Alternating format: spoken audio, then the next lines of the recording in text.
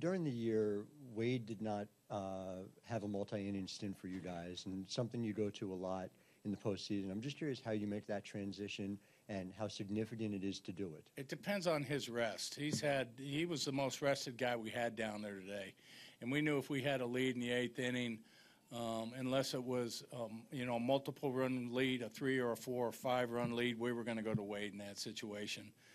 We had Herrera left. We felt all along that if we could hold the score at 1 or 2, we could find a way to tie the ball game up and eventually take the lead. At least that was the hope anyway. So, we pinch hit for CY after the 4th inning, and then ran our guys out to try to hold the fort there. And everybody did, except for Duff. Conforto ended up hitting a home run off of him. But besides that, everybody was great. And it just got to that spot where we just felt it gave us the best opportunity to win. It was a big game for us to win. Take a 3-game-to-1 lead was huge. Okay. In the second row, Ned Escobar's on a 14-game hit streak. Zobrist just hit his 8th double. How important have their offensive contributions been for you guys? Been huge. I mean, we're getting a lot of action at the top of the order. We had a lot of tough decisions to make in this game tonight, and one of them was in the 4th inning. Do we pinch hit Kendrys Morales with a runner on first base and 2 outs? And the reason we ended up doing that is because we had just scored a run. We wanted to try to extend the inning if we could. I mean, hopefully, he could step up and hit a home run, which he's done more than anybody else in our lineup. But to keep the inning extended for Escobar and for Zobrist, who have been our 2 hottest hitters, to try to get us the lead at that point. So it's key to have the top of the order getting on base for guys like Lorenzo Cain, who got big hits tonight, Haas, who has been, clutch for us with runners in scoring position. It's big. Steve, standing in the back. Yeah, Ned, could you just talk about the way this game turned out, the way you come back? You're 4 outs away from losing. You turn it around. You put together the walks, the hits, the error, just the resiliency of this team, what it says about the team and what it does for this squad. Yeah, that's just what our team does. We feel like, if we can keep the game close in the later innings, we're going to find a way to win it because our bullpen is so dynamic. They give us a chance to win those type games, and it's a team that just looks for a little crack. If you find a little crack, they're going to make something happen, and it's amazing the way that they do that. And they do it in a number of different ways. But, the most important thing is they put the ball in play. They make things happen by putting the ball in play, and it's just a phenomenal group.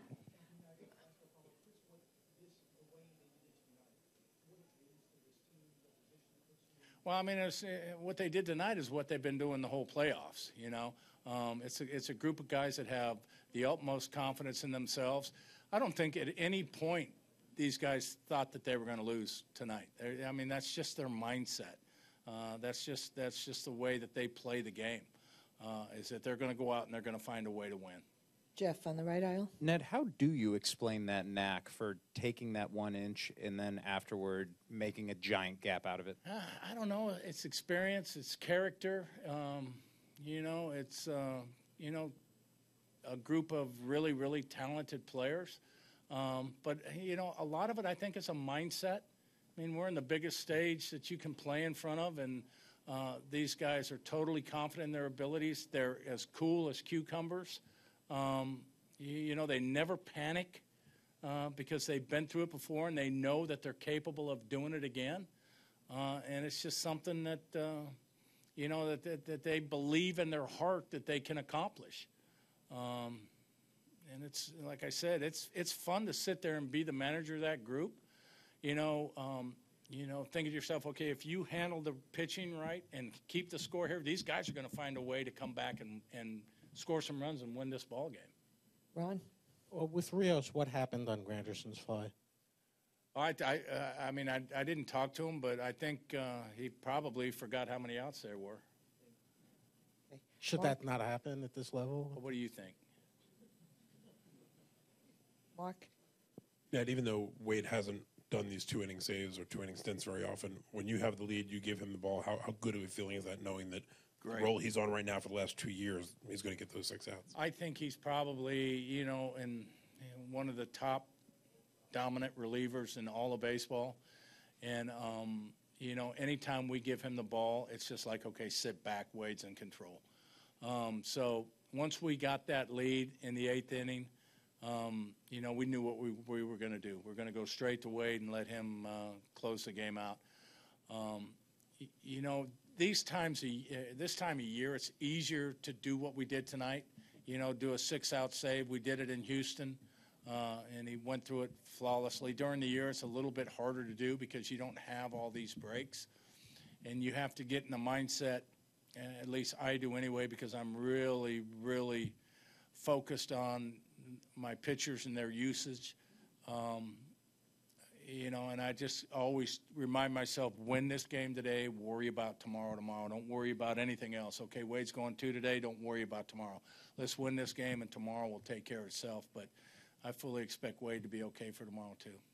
Right here in the second Ned, round. the Rios play, were you surprised at the challenge ruling just because it did seem like Flores left a little early? I'm sorry, say it again? The Rios play, were you surprised at the challenge ruling just because it did look like Flores left the bag a little early? Well, you know, it didn't really surprise me because when we called, we've got Billy Duplessis and Mark Topping are two of the best replay analyst guys there, and they said, look, he left early, but it's going to be really, really close.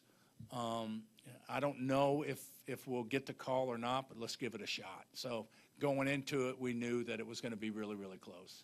And I still haven't seen the replay, so. Okay. David. Ned, did you get a chance to talk to Volquez? How'd that go? I did. He's doing fine, and you guys will get a chance to see him here in a little bit. But he was excited to be back. He's excited for the opportunity for tomorrow and ready to go. Did you guys talk at all about how that whole thing was handled? Did you have a chance to ask him if it was okay or anything? No, I mean, I think we handled it exactly the way his family wanted it handled. Last question over on the left, and then we'll let the guys get up here. Knowing how close you guys were last year to finishing off everything, and once again being this close this year, how important is it for you guys to put the series away tomorrow rather than having to face Harvey and DeGrom and Syndergaard once again? Well, again, you know, when you win the first 2 games at home, going into it, your goal coming in here is winning 2 games here. But, you know, if you win 1 here, you got 2 games at home where we're really, really tough. So it's going to be important, but it's not going to be the end of the world if we don't. But, you know, I think everybody's, you know, going to come to the park tomorrow ready to go.